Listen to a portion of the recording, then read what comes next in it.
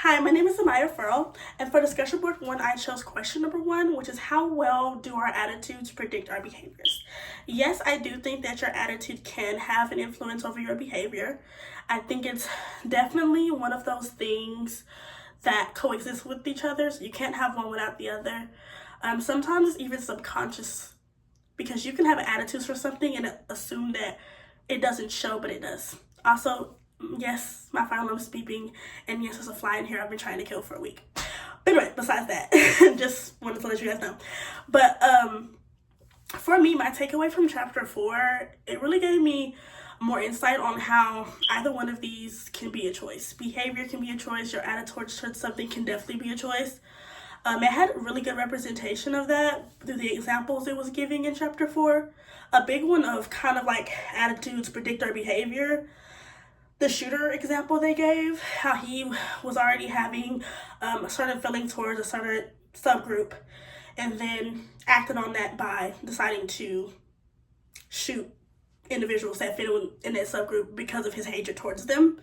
I think that's a prime example of how our attitudes can affect our behaviors.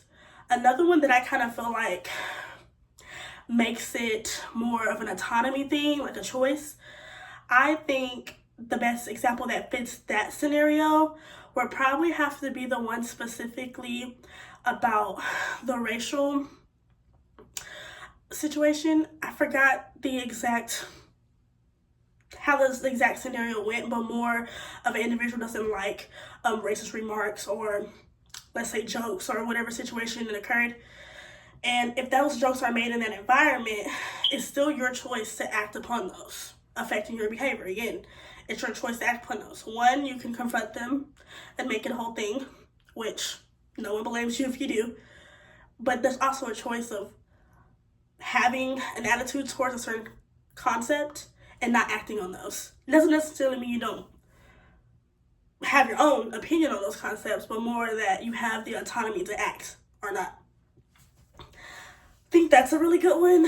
Another example I would say is the apples in the barrel one. Like, just because there's one rotten apple in a barrel doesn't mean it'll affect all the apples in the barrel. That example, I think, is really alluding that you have autonomy. What else is there? There was actually a lot of interesting different concepts in this chapter, especially the self-justification one. I do that.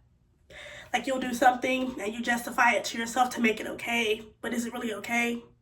I did it a lot. So I think that was pretty interesting to read more information about that and kind of just understand myself and also seeing those behaviors in other people. There was a lot of different theories that were discussed. I realized I fit in like about 2 of those. Not surprised. I learned something about myself every single class I take in psychology. So that's the one I chose, and I hope that